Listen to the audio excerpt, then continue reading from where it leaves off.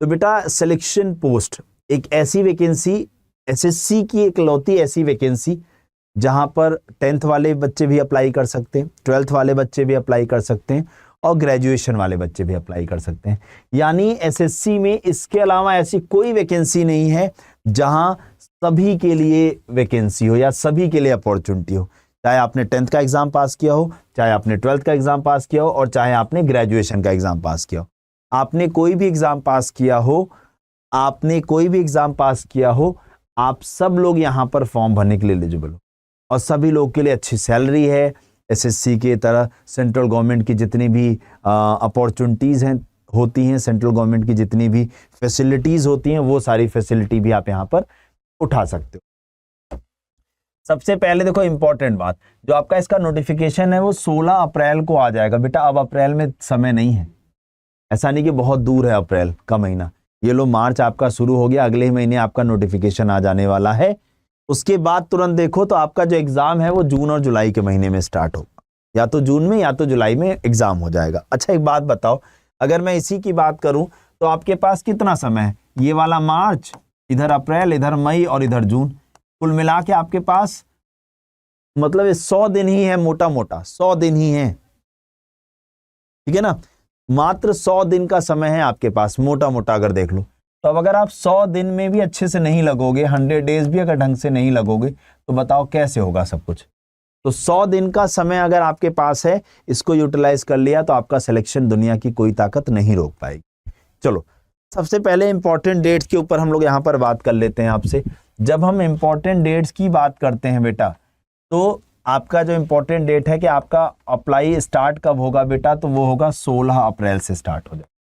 यानी 16 अप्रैल को आपका फॉर्म भरा जाना शुरू हो जाएगा और फॉर्म को भरने की जो लास्ट डेट होगी, लास्ट डेट जो होगी वो आपकी होगी 15 मई। 15 मई फॉर्म आपका, हाँ जी 15 मई फॉर्म को भरने की लास्ट डेट होगी, ठीक है।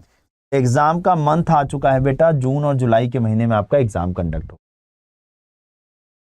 अगर हम पिछले सालों में सिलेक्शन पोस्ट में कितनी वैकेंसीज रही हैं उसकी बात करें बेटा, तो 2019 में जब सिलेक्शन पोस्ट फेज 7 की वैकेंसी थी तो वो 1348, 2020 में 1355, 2021 में 3261, 2022 में 2065, 2023 में 5369 और 2024 में 2049, ठीक है। तो ऐसे ही 2025 की जब हम बात करते हैं तो एक्सपेक्टेड अगर आप एक नॉर्मल देखो तो लगभग अगर मैं इधर देखूं जो सीक्वेंस यहाँ शुरू हुआ है इस साल से, यानी 2021 से लेके और अब तक के जब समय की हम बात करते हैं बेटा, 2021 से लेके और अब तक की जब हम बात करते हैं तो यहाँ आपको एवरेज जो है वो 2000 से ऊपर वैकेंसीज का दिखाई दे रहा है।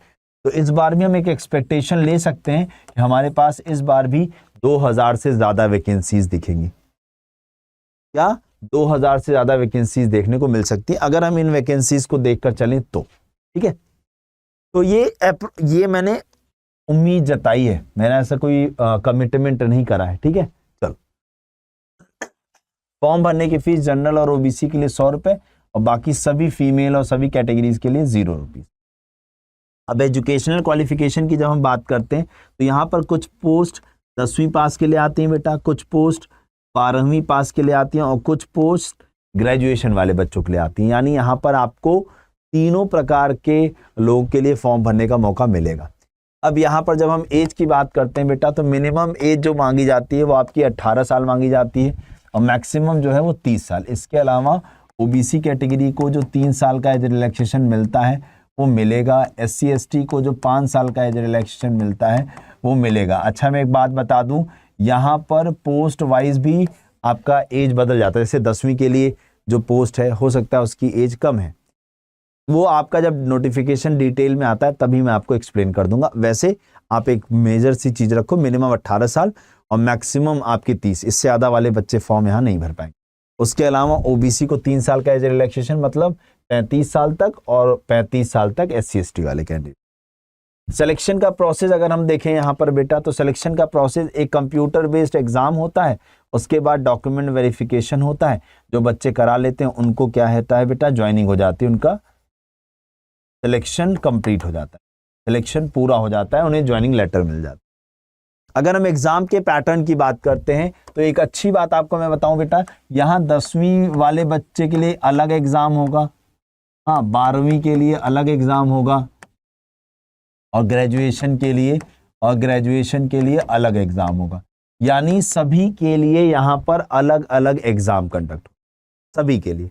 अच्छा एक और बात बता दूं, यहाँ पर आप 10वीं वाले फॉर्म को अलग भरोगे, ग्रेजुएशन वाले को अलग भरोगे और 12th वाले को अलग भरोगे। यानी आपको अलग अलग अप्लाई करके अलग अलग जो है आपको एग्जाम्स देने पड़ेंगे, ठीक है ना, ये ध्यान रखिए। तो अब यहाँ पर ध्यान से देखिएगा, जब हम यहाँ पर बात करने की कोशिश करते हैं तो यहाँ पर आपका पेपर अलग अलग है, सब्जेक्ट और पेपर का पैटर्न सेम है, एग्जाम का पैटर्न सेम है।